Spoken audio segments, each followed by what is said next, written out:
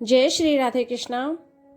नमस्कार भक्तों, आप सभी का स्वागत है आपके अपने चैनल ऑफिशियल भक्ति भावना में। आज हम लेकर आए हैं पुरुषोत्तम अधिमास महत्स के कथा अध्याय 11 की एक रहस्यमयी कथा, जिसे सुनकर ऋषि मुनि भी आश्चर्य में पड़ गए थे।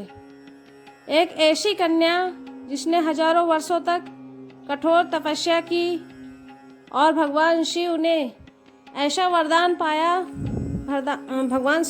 वरदान पाया जिसने उसके अगले जन्म का पूरा भाग्य बदल दिया।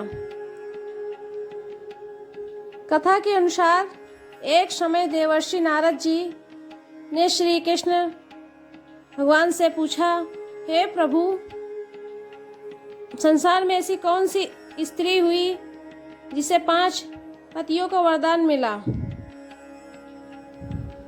और उसके पीछे कौन सा रहस्य छिपा था। तब भगवान श्री कृष्ण मुस्कुराए और बोले, हे नारद, यह रहस्य अत्यंत अद्भुत है। अब मैं तुम्हें उस तपस्विनी कन्या की कथा सुनाता हूँ। बहुत समय पहले एक ब्राह्मण की कन्या थी। वह अत्यंत सुंदर, तेजस्वी और धर्मपरायण थी, किंतु उसके मन में एक ही इच्छा थी, उसे ऐसा पति मिले जो वीर हो, धर्मात्मा हो, सत्यवादी हो और भगवान का भक्त हो। लेकिन समय बीतता गया, उसका विवाह नहीं हुआ। तब उस कन्या ने निश्चय किया, मैं कठोर तपस्या करके स्वयं भगवान शिव को प्रसन्न करूंगी। और फिर आरंभ हुई ऐसी तपस्या जिसे सुनकर देवता भी कांप उठे। गर्मी के दिनों में वह अग्नि के बीच बैठती, चारों ओर जलती आग और ऊपर प्रचंड सूर्य की तपन। सर्दियों में वह बर्फ जैसे ठंडे जल में खड़ी रहती। वर्षा ऋतु में खुले मैदान में भीगती रहती। भोजन के नाम पर केवल पत्ते और जल ग्रहण करती। उसके शरीर की एक चमक तपस्या के तेज से बढ़ती जा रही थी। उसके शरीर की जो तेज थी वो तपस्या के चमक से बढ़ती जा रही थी। धीरे धीरे वर्षों बीत गए। 1 वर्ष, 100 वर्ष, 1000 वर्ष। कहते हैं उसने पूरे 9000 वर्ष तक तपस्या की। उसकी तपस्या से तीनों लोग हिलने लगे। देवराज इंद्र चिंतित हो उठे। उन्होंने देवताओं से कहा, यदि यह तपस्या पूरी हो गई तो यह कन्या स्वर्ग तक को प्राप्त कर सकती है। लेकिन वह कन्या अडिग रही। उसके मुंह पर केवल भगवान शिव का नाम था। ओम नमः शिवाय, ओम नमः शिवाय। एक दिन कैलाशपति भगवान शिव उसकी तपस्या से प्रसन्न हो गए। चारों ओर दिव्य प्रकाश फैल गया। आकाश में पुष्पों की वर्षा होने लगी। डमरू बजने लगे। भगवान शिव स्वयं वहां प्रकट हुए। उन्हें देखकर वह कन्या भाव विभोर हो गई। उसकी आंखों में आंसू बहने लगे। वह तुरंत भगवान शिव के चरणों में गिर पड़ी। हे महादेव, आपको बार बार प्रणाम है। यदि आप मुझ पर प्रसन्न हैं तो मुझे एक श्रेष्ठ पति प्रदान कीजिए। भगवान शिव मुस्कुराए। उन्होंने कहा, हे तपस्विनी, मैं तुमसे अत्यंत प्रसन्न हूँ।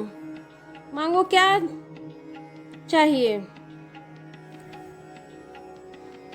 कन्या अत्यधिक भावुक हो गई। वह बार बार एक ही बात कहने लगी, मुझे पति दीजिए, मुझे पति दीजिए, मुझे श्रेष्ठ पति चाहिए। कहते हैं कि उसने 4 पति शब्द बोला, तभी भगवान शिव 4-5 बार पति शब्द बोला, तभी भगवान शिव गंभीर स्वर में बोले, हे कन्या, तुमने 5 बार पति मांग लिया, इसलिए अगले जन्म में तुम्हारे 5 पति होंगे। यह सुनते ही कन्या घबरा गई। वो कांपते हुए बोली, हे भोलेनाथ, संसार में एक स्त्री के एक ही पति होते हैं। 5 पतियों वाली स्त्री का तो लोग उपहास करते हैं। हे प्रभु, मुझसे भूल हो गई, कृपया मुझे क्षमा करें। भगवान शिव बोले, हे भद्रे, यह सब नियति का विधान है। तुम अगले जन्म में राजकुल में जन्म लोगी। तुम्हारे 5 पति होंगे जो धर्मात्मा, पराक्रमी और महान राजा होंगे। तुम संसार में महान स्त्री के रूप में पूजी जाओगी। फिर भगवान शिव ने एक बड़ा रहस्य बताया।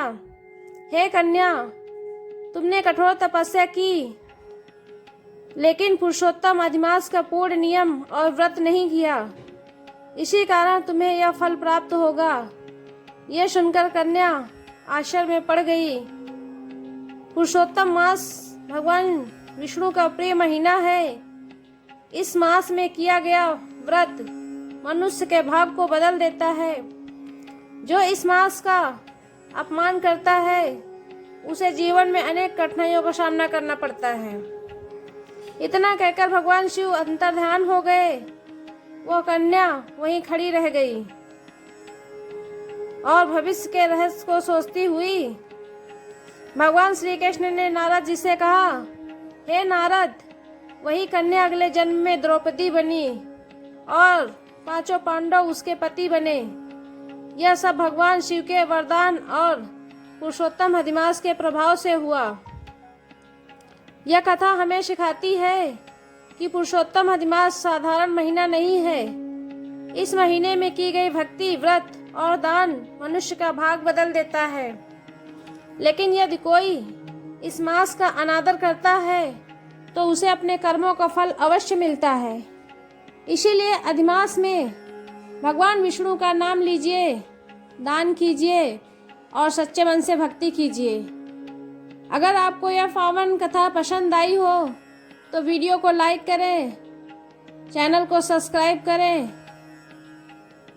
और शेयर करें अपने दोस्तों में, और कमेंट में लिखें जय श्री राधे, जय श्री राधे कृष्णा। धन्यवाद।